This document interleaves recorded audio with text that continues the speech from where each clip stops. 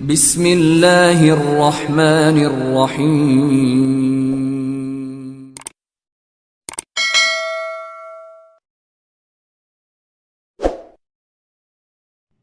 نحمده ونصلی علی رسولہ الکریم اما بعد اعوذ باللہ من الشیطان الرجیم بسم اللہ الرحمن الرحیم۔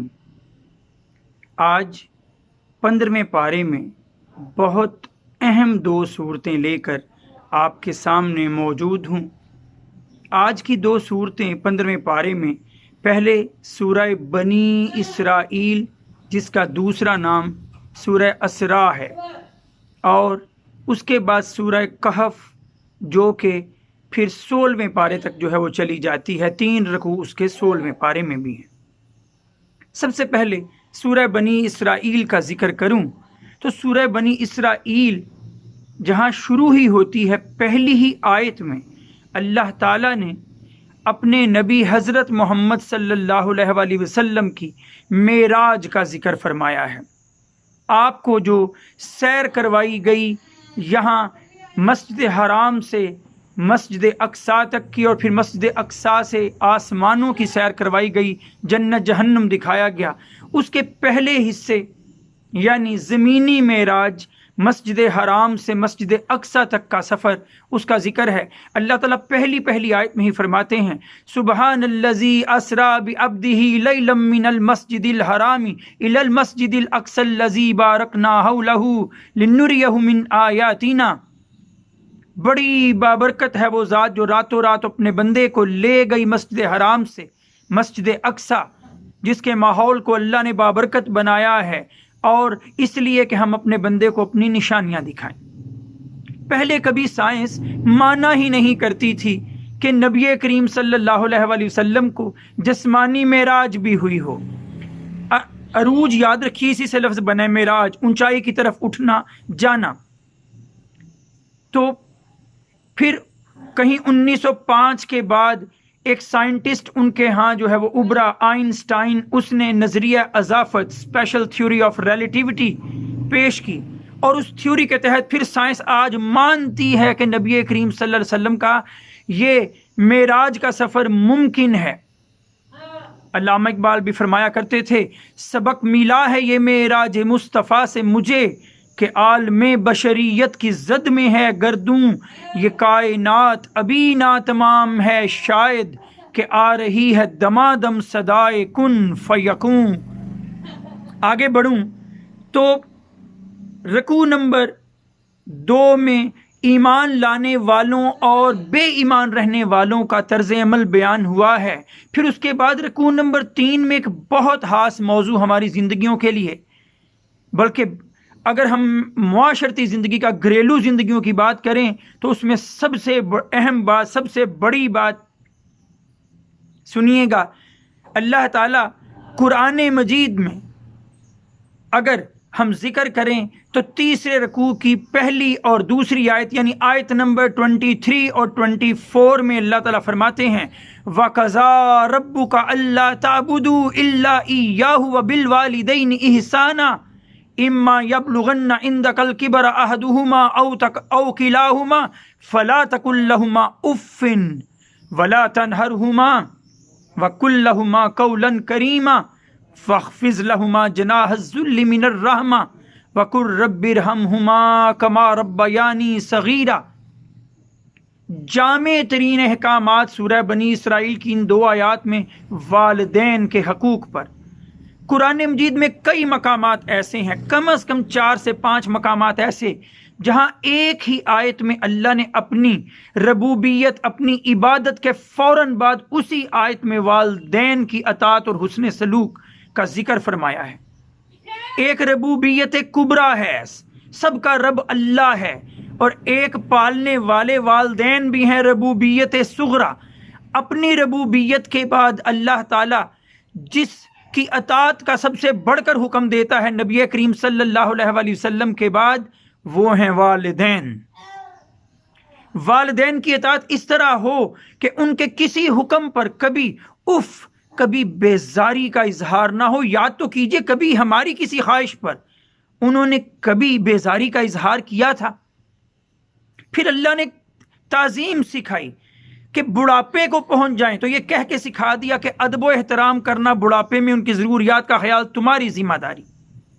پھر دیکھیے اللہ نے فرمایا وَاخْفِضْ لَهُمَا جَنَاحَ الذُّلِّ کہ عاجزی کی حالت میں ان کے سامنے کندھوں کو جھکا کے رکھنا ہے۔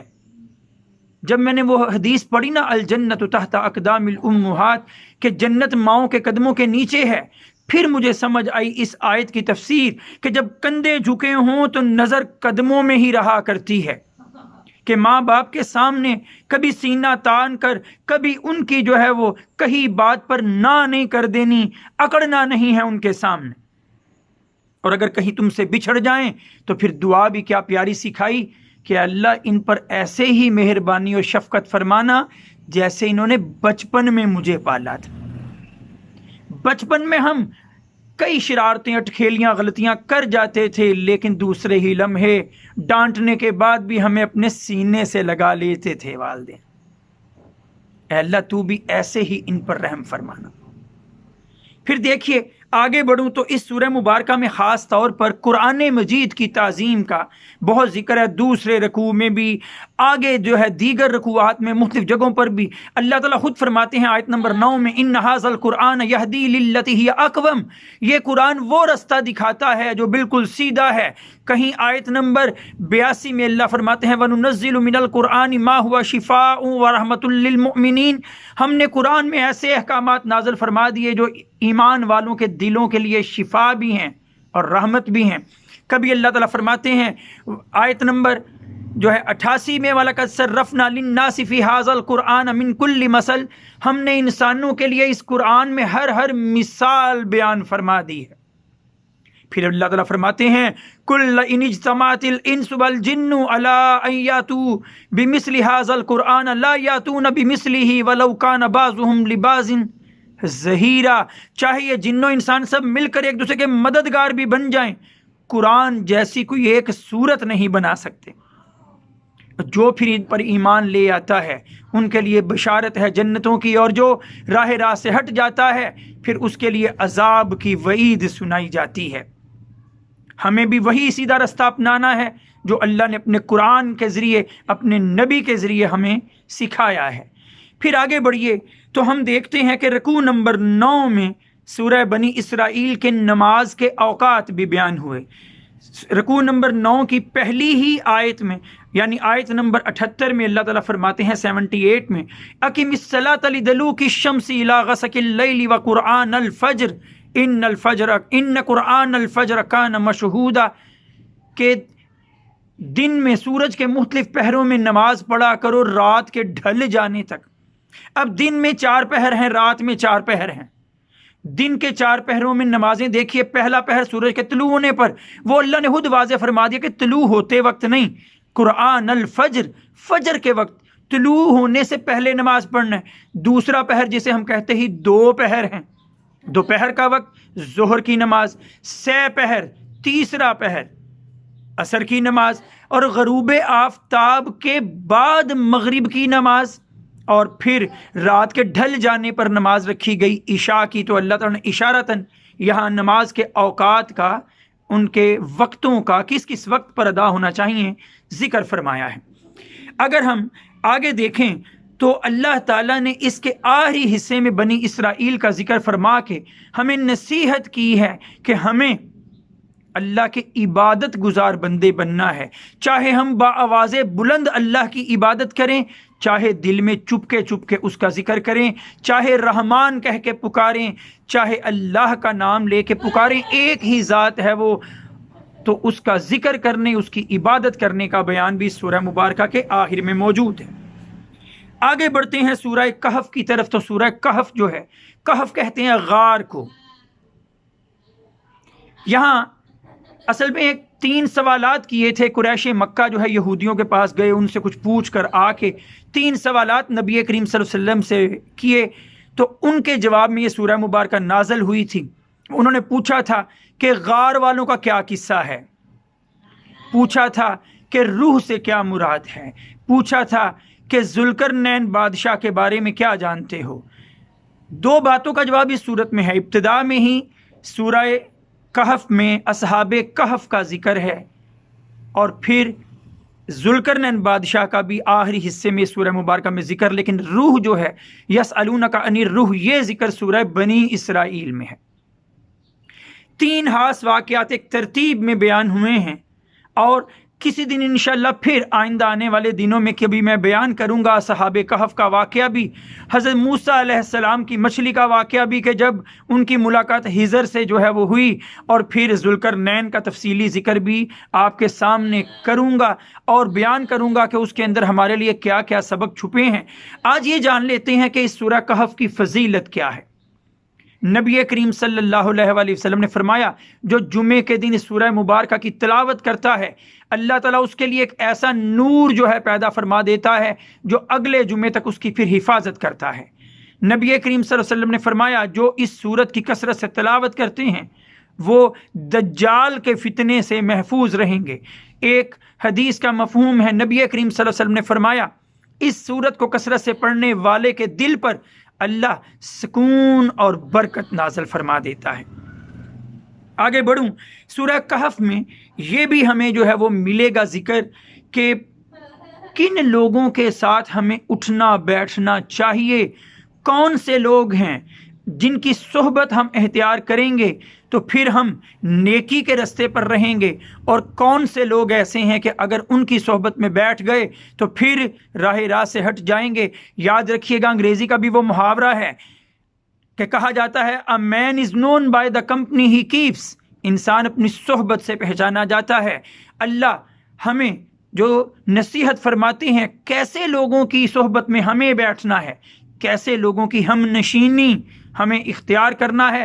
دیکھیے سورہ کہف کی آیت نمبر 28 میں اللہ تعالیٰ نے فرمایا، وَاصْبِرْ نَفْسَكَ مَعَ الَّذِينَ يَدْعُونَ رَبَّهُمْ بِالْغَدَاةِ وَالْعَشِيِّ، ان لوگوں کے ساتھ اپنے آپ کو ٹھہرائے رکھو، اپنے آپ کو لگائے رکھو ان لوگوں کے ساتھ، اپنا جی ان لوگوں کے ساتھ مشغول رکھو جو اللہ کو پکارتے رہتے ہیں صبح و شام، اور وہ اللہ کی رضا اور خوشنودی چاہتے ہیں۔ اگر ہم ان کے ساتھ بیٹھیں اٹھیں گے ہم بھی اللہ والے ہو سکیں گے۔ وہ دیکھیں نا، گندم کے اندر کنکر بھی ہوں تو گندم کے جو ہے بھاؤ بک جاتے ہیں۔ نیکوکاروں کی صحبت میں بیٹھنا شروع ہو گئے تو کیا معلوم ان نیکوکاروں میں ہم بھی اٹھا لیے جائیں۔ تو اللہ تعالی ہمیں ایسے لوگوں کی ہم نشینی بھی عطا فرمائے اور توفیق دے۔ ایک آخری بات، اللہ تعالیٰ نے سورہ کہف میں دنیا اور دنیا کے مال کی حقیقت بھی بیان فرما دی ہے۔ آیت نمبر 46 میں اللہ تعالیٰ فرماتے ہیں، المال والبنون زینۃ الحیات الدنیا والباقیات الصالحات خیر عند ربک ثوابا وخیر عملا، کہ یہ مال و دولت دنیا کا اور یہ اولاد، یہ بیٹے تمہارے دنیا کا ہی سامان ہے، زینت و زیبائش ہیں۔ ہاں اگر مال کو اللہ کی راہ میں خرچ کر دیا، ہاں اگر اولاد کی تربیت اتنی اچھی کر دی کہ وہ نیکی کی راہ پر چلنے والے بن گئے، تمہارے لیے بھی دعائیں کرنے والے بن گئے، تو پھر یاد رکھو یہ پھر تمہارے دنیا سے چلے جانے کے بعد بھی یہ مال بھی یہ بیٹے بھی تمہارے لیے باقیات الصالحات ہیں، باقی رہ جانے والی نیکیاں بن جائیں گی۔ لیکن اگر ان میں تم پڑھ کر اللہ کو بھول گئے تو یاد رکھو یہ دنیا کا مال یہیں کا یہیں رہ جانا ہے۔ اب ہم پر ہے ہم اللہ کو کس طرح راضی کرنا چاہتے ہیں، اپنے مال کے ذریعے بھی اسے راضی کیجئے، اپنی اولادوں کی نیک تربیت کے ذریعے بھی اسے راضی کیجئے۔ اللہ مجھے بھی اور آپ سب کو بھی اس بات کی توفیق عطا فرمائے۔ وآخر دعوانا ان الحمد للہ رب العالمین۔